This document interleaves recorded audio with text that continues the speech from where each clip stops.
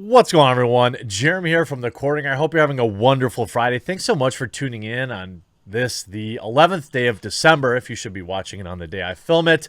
There's one easy way to make sure that you get notified when I film, but I can't say for 30 more days, but you know how to do that. I hope you're having a good day. I hope you're enjoying your time in Night City in Cyberpunk and getting through, in spite some of the bugs and glitches that are in the game that I'm told Cyberpunk is working diligently at fixing. First of all, huge shout out to the massive record set by Cyberpunk 2077, setting a Steam record with 1 million concurrent players. It crashed Steam. And also, by the way, it didn't just eke out the dub, it more than doubled Fallout 4's 2015 record for a single-player game. Over double. 1.03 million concurrent players. That's why Steam was running so slow. You know what's not running slow? The Displate website, where you can get a massive discount on your Cyberpunk or Fallout-themed Displates. Great gift. Great way to support the channel. Check this out.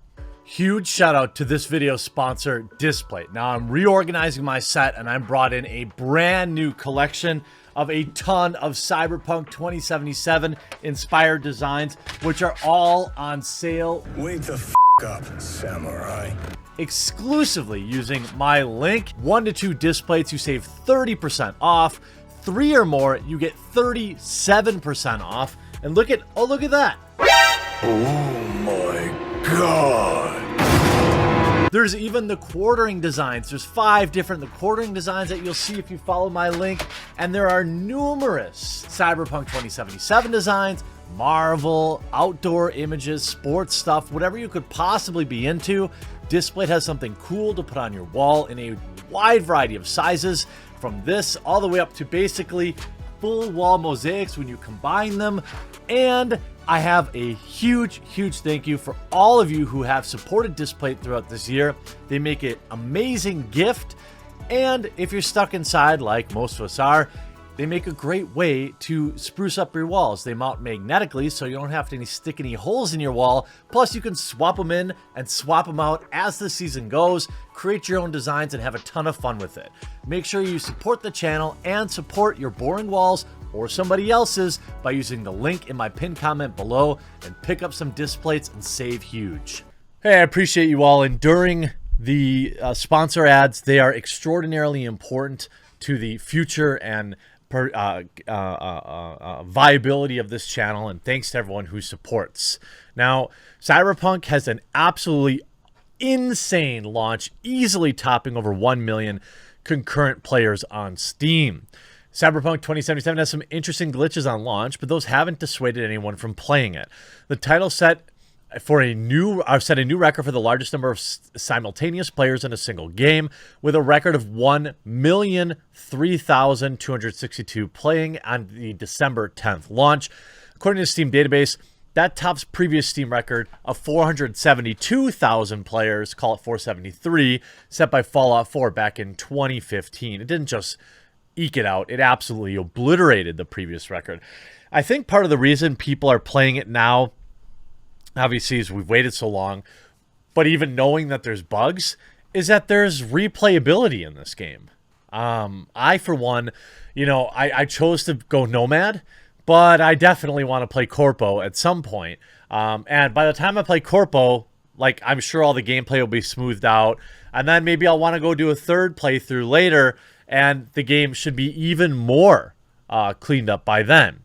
Since Cyberpunk 2077 is also on GOG and Epic Games, along with Stadia and GeForce Now, that number doesn't fully capture every PC player either, and of course, it doesn't take into account anyone playing it on a console. The game took Steam down completely for a short while after launch, prompting CD Projekt Red developer to tweet, "Wow, the hype is real." By way of comparison, it's currently beating out multiplayer games like Counter-Strike, PUBG, and Dota 2. Despite the hype and early success, you should be aware of issues. Yes, we will talk about that. That's what the gamers want to talk about. But what about the hilarious glitch that I can't even show you examples of, but I can describe it? Cyberpunk 2077 characters can't get their junk, or they can't stop getting their junk to poke through their pants. Now, this is a hilarious glitch. CD Projekt Red's long-awaited role-playing game Cyberpunk 2077 is out now, and players are running into surprising glitches.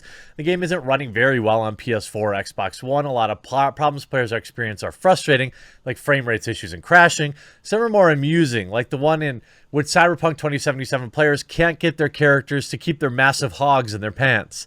I'm sure you've heard of it, but if not, let me explain. Well, we already know you can set that, and I can't show any of the images, but imagine it just appears on the outside of your pants. What a hilarious glitch. Some glitches like that, of course, I think are more funny than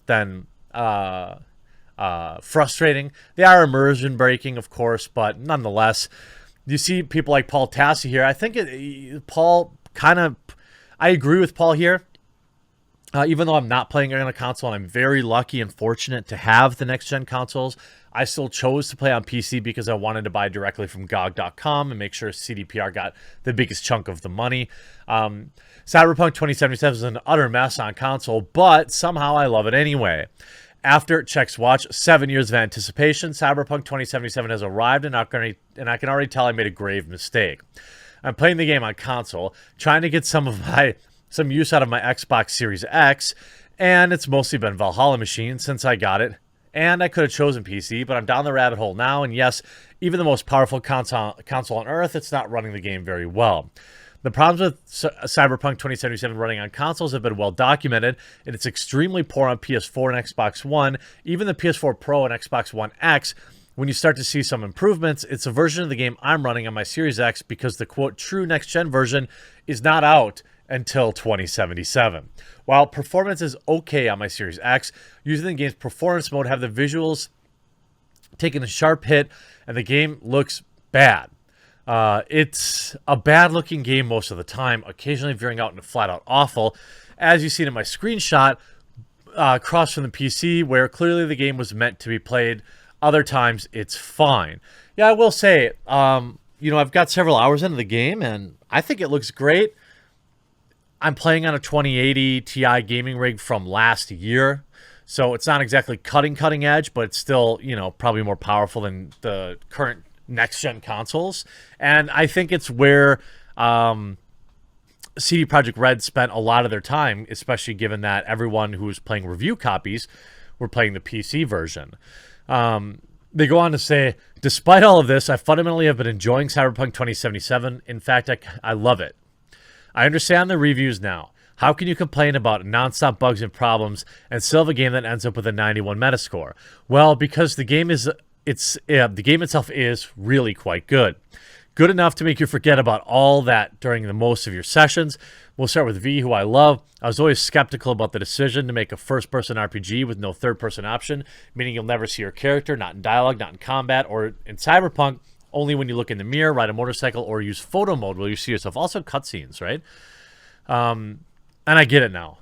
The cybernetic tech of this world plays a massive role in the story, and those plot elements are best conveyed in first person as your system gets upgraded or more often damaged or shut down. I don't think this would work nearly as well in third person. It also helps that my V is female, has great voice work, and it's constantly and is talking constantly in Quest, a far cry from your usual mute first person Bethesda protagonist in similar games. She feels like a real character, or really she feels like a true extension of me, which is something FPS games rarely actually achieve. Despite their claims about immersion, Cyberpunk is actually immersive in that way. I was sour at combat at first, as jumping from Destiny 2 straight into Cyberpunk, it felt like a hot tub to an ice lake. But over time, upgrading my skills and getting better, more accurate weapons, I found that combat is just fine for the genre, and that I think it does driving decently well, too. Yeah, I'd say the driving's okay. It's not as clunky as, like, the Far Cry series. But ultimately, don't forget to loot that very first combat room. Don't forget that. I forgot. The world is rich, vast, and dense is probably the most appropriate word. I don't want to go through his entire article. Obviously, you can read it. He finishes with, again, I can't wait to play more. I love the world and characters and systems a ton, and I'm willing to push past a lot of the other stuff to get to it. But yes, it needs to be said that CDPR massively screwed up here. and they're not yet to be let off the hook for that. Right. I mean, I would say that it's fair to point out that there are issues with the game, and I really, really hope they get fixed like this week or next week before Christmas. At this point, I'm looking forward to really my second playthrough for like that flawless experience, and my first playthrough just for the give me what I've been waiting for the last 7 years. Of course, CD Projekt Red stock has jumped 29% around the Cyberpunk 2077 launch. As reported by GameIndustry.biz, shares are currently priced at 313 Polish currency dollar reduce, down from 443 on December 4th. The decline is likely due to the release and press. It dropped 29%. Release and press coverage revealing Cyberpunk 2077 suffers from a plethora of bugs and glitches and notably poor performance on previous-gen consoles. Such issues have spread widely via social media. Share prices appear to have dropped since the embargo on reviews was lifted. A few days later, the release of the game did little to counterbalance the fall, with shares on December 10th slipping from 390 to 362, another 7%. It's interesting. You know, it experienced an all-time high in share price back in August and has been going down. Now, I don't care about crunch or the delays. I would expect that stock will go up sharply once multiplayer rolls out, because multiplayer in this game is going to be massive. There's some other weird glitches where characters won't stop following players around. It's kind of having a buggy launch, from the hilarious to the disappointing. Some players are reporting that a bug that it's either funny or creepy, depending on how you look at it. Story NPCs that won't stop following them around. You meet Galestrom, a gang member from Dum Dum, in an early story mission at a gang's hideout. The mission can go a lot of different ways depending on how you play, but multiple players are reporting that Dum Dum follows them around long after the mission is over, showing up on Night City streets and even accompanying them on subsequent story missions. He actually helped me fight too, one player wrote on Reddit. Players are also reporting that the bug on Twitter, along with sharing images of Dum Dum's various awkward cameos. Some report that they'll lose him for a while, only for him to magically reappear in the background or in their cars. I mean, I think that's, endearing. And I get it that, people are probably being more lenient on this game. But, we've got the day one patch ready to go. There's been some confusion over the launch date patch, both around why it's called. Interest in, mythical day one patch is only intensified after widespread reports of bugs. Launch day is here. Cyberpunk already available in some parts of the world. The answer is becoming clearer. You see here, if you bought a box copy on PC and Xbox, the game and Day Zero update will download together between 60 and 75 gigs, depending on the platform. On PlayStation, the game and Day Zero update will download separately and be around 110 gigabytes. Day Zero update equals Day 1 patch. We don't know what additional fixes will be rolling the final version on the Day Zero patch. However, according to CD Projekt Red's community lead, the update for GOG will be a few hundred megabytes. That's very tiny. That's actually, I want to pull this up quick and see if they've put any updates today just yet about any updates. We've seen the DMCA stuff. They're sorry for that. No, nothing yet about an additional patch. I imagine it'll be another week before we see any real update. PC Gamer, after getting involved in the simping for bad reviews, they are falling out of love with Night City. I don't know how that could possibly happen, but I'm very early into the game. How are you enjoying Cyberpunk 2077? Is it everything you would hope for, everything you had dreamed? Are you thinking about doing multiple playthroughs like I am? What updates are bugging you the most required in your opinion? I hope you enjoyed this video. We'll talk to you again real soon.